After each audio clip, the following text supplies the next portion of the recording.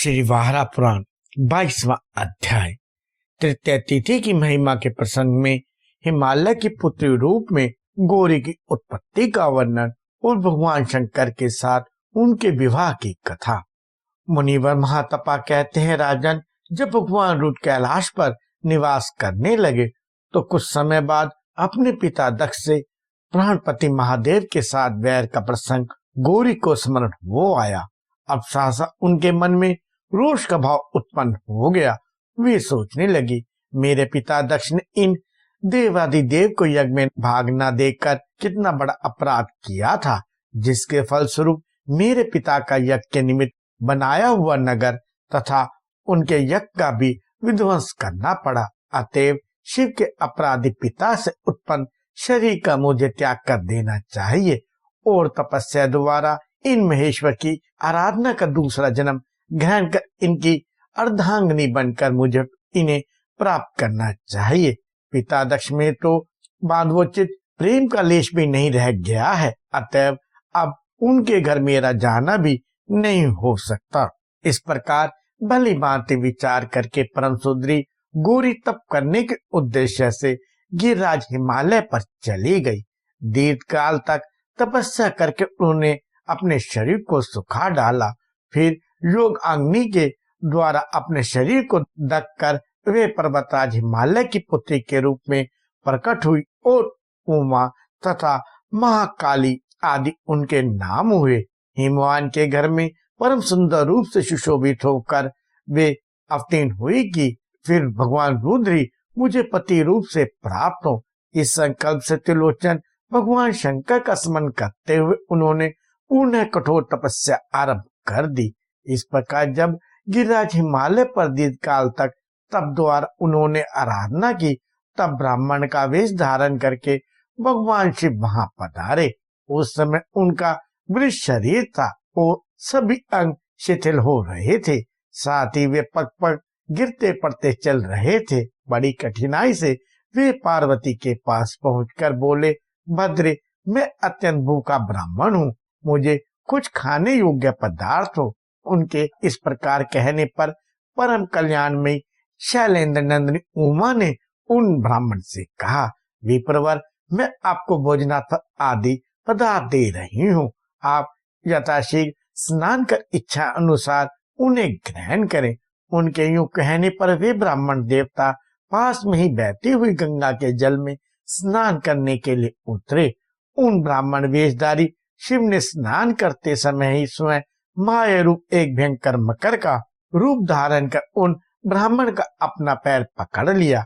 फिर पार्वती को यह सब लीला दिखाते हुए कहने लगे, दौड़ो दौड़ो, मैं भारी विपत्ति में पड़ गया हूँ।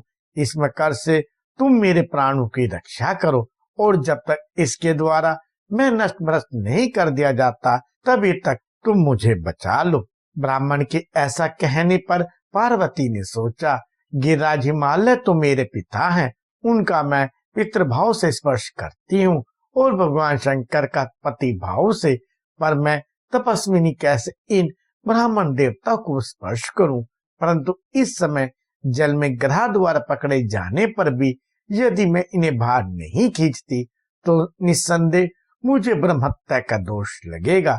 दूसरी बात है कि अन्य धर्म जनित त्रुटियों या प्रत्यवायों का प्रायश्चित द्वारा शोधन भी संभव है, किंतु इस ब्रह्म हत्या दोष का तो शोधक कोई प्रायश्चित भी नहीं दिखता। इस प्रकार मन ही मन क्या वे तुरंत दौड़कर वहीं पहुंच गई और हाथ से पकड़कर ब्राह्मण को जल से बाहर खींचने लगी। इतने में वे देखती क्या है कि जिन भूत बावन शंकर की आराधना के लिए वे तपस्या कर रही थी, स्वयं वे शंकर ही उनके हाथ में आ गए हैं। इस प्रकार उन्हें देखकर वे लज्जित हो गई और पूर्व समय का त्याग उन्हें स्मरण हो आया। अत्यंत लज्जा के कारण उन परम सुंदरी उमा के मुख से भगवान शंकर के प्रति कोई वचन नहीं निकल रहा था। वे बिल्कुल मौन हो गई। इस पर भगवान रुद्र मुस्कुराते हुए कहने लगे, भद्रे, तुम मेरा हाथ पकड़ चुकी हो, फिर मेरा त्याग करना तुम्हारे लिए उपयुक्त नहीं है। कल्याणी, तुम यदि मेरा पानी ग्रहण निष्फल कर दोगी तो मुझे अब अपने भोजन के लिए ब्रह्मपुत्री सरस्वती से कहना पड़ेगा। यह उपवास की परंपरा आगे ना बढ़े। ऐसा सोचकर कुछ लज्जित से हुई पार्वती कहने लगी, देवादिदेव महेश्वर, आप तीनों लोकों के स्वामी हैं। आपको पाने के लिए मेरा यह प्रयत्न है। पूर्व जन्म में भी आप ही मेरे पति देव थे, इस जन्म में भी आप ही मेरे पति होंगे, कोई दूसरा नहीं। किंतु अभी मेरे संरक्षक मेरे पिता पर्वतराज हिमालय हैं। अब मैं उनके पास जाती हूँ, उन्हें जताकर आप विधि पूर्वक मेरा पानी ग्रहण करें। इस प्रकार कह के परम सुंदरी भगवती उमा अपने पिता हिमालय के पास गई और हाथ जोड़कर उनसे कहा, पिताजी, मुझे अनेक लक्षणों से प्रतीत होता है कि पूर्व जन्म में भगवान रुद्र ही मेरे पति रहे हैं। उन्होंने 10 के यज्ञ का विध्वंस किया था। वही संसार के संरक्षक रुद्र ब्राह्मण का वेश धारण कर तपोवन में मेरे पास आए और मुझसे भोजन की याचना की। आप स्नान कर आइए। मेरी इस प्रेरणा पर वे वृद्ध ब्राह्मण का वेश बनाए हुए गंगा में गए। फिर वहां मकर द्वारा ग्रस्त हो जाने पर उन्होंने मुझे सहायता के लिए पुकारा, परंतु पिताजी, मुझे ब्रह्मत्या न लग जाए, इस भय से मैंने अपने हाथ से उन्हें पकड़ लिया। मेरे पकड़ते ही वे वार्षिक रूप में प्रकट हो गए और कहने लगे, देवी, यह तो पानी ग्रहण है, तपोधने, इसमें तुम्हें अन्यथा विचार नहीं करना चाहिए। उनके ऐसा कहने पर उनसे स्वीकृति लेकर मैं आपसे पूछने आई हूँ, अतः इस अवसर पर मेरा जो कर्तव्य है उसे आप शीघ्र बताने की कृपा करें। पार्वती की ऐसी बात सुनकर हिमालय बड़े प्रसन्न हुए और अपनी पुत्री से कहने लगे, सुमुखी, मैं असंसार में अत्यंत धन्य हूँ, जो स्वयं भगवान शंकर मेरे जमाता होने वाले हैं। तुम्हारे द्वारा मैं सचमुच संततिवान बन गया।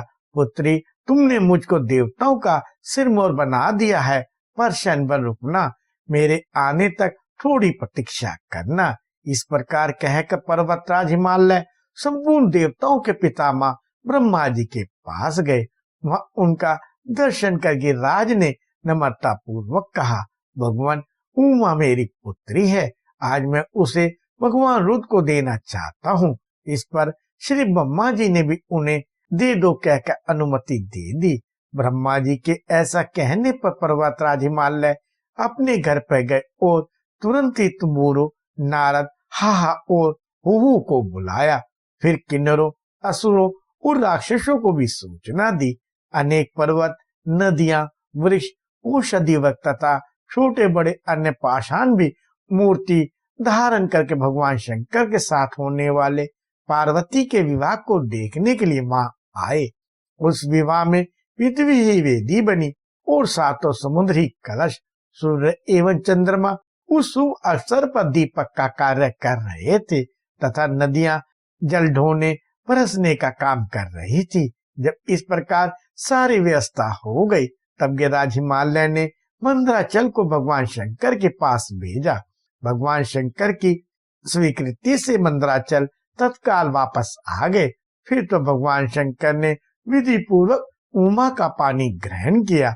उस विवाह के उत्सव पर पर्वत और नारद ये दोनों गान कर रहे थे। सिद्धों ने नाचने का काम पूरा किया था।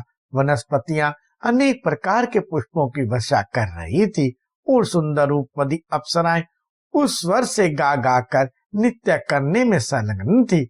उस विवाह महोत्सव में लोक पितामह चतुर्मुख ब्रह्मा जिसमें ब्रह्मा के स्थान पर विराजमान थे, उन्होंने प्रसन्न होकर उमा से कहा, पुत्री, संसार में तुम जैसी पत्नी और शंकर शरीर के पति सबको सुलभ हूँ। भगवान शंकर और भगवती उमा दोनों एक साथ बैठे थे। उनसे इस प्रकार कह के ब्रह्मा जी अपने धाम को लौट आए। भगवान वारा कहते हैं, पृथ्वी, रुद्र का प्रकाट्य, गौरी का जन्म तथा विवाह, ये सारा प्रसंग राजा प्रजापाल के पूछने पर परम तपस्वी महातपा ऋषि ने उन्हें जैसे सुनाया था वह संपूर्ण वृत्तांत मैंने तुम्हें बता दिया। देवी गौरी के विवाह आदि सभी कार्य तृतीय तिथि को ही संपन्न हुए थे, अतएव तृतीय उनकी तिथि मानी जाती है। इस तिथि को नमक खाना सर्वथा निषिद्ध है। जो स्त्री उस दिन उपवास करती है उसे अचल सौभाग्य की प्राप्ति होती है। दुर्भाग्यग्रस्त स्त्री या पुरुष तृतीया तिथियों को लवन के परित्याग पूर्वक इस प्रसंग का श्रवण करे तो उसको सौभाग्य, धन संपत्ति और मनोवांछित पदार्थों की प्राप्ति होती है। उसे जगत में उत्तम स्वास्थ्य, कांति और पुष्टि का भी लाभ होता है।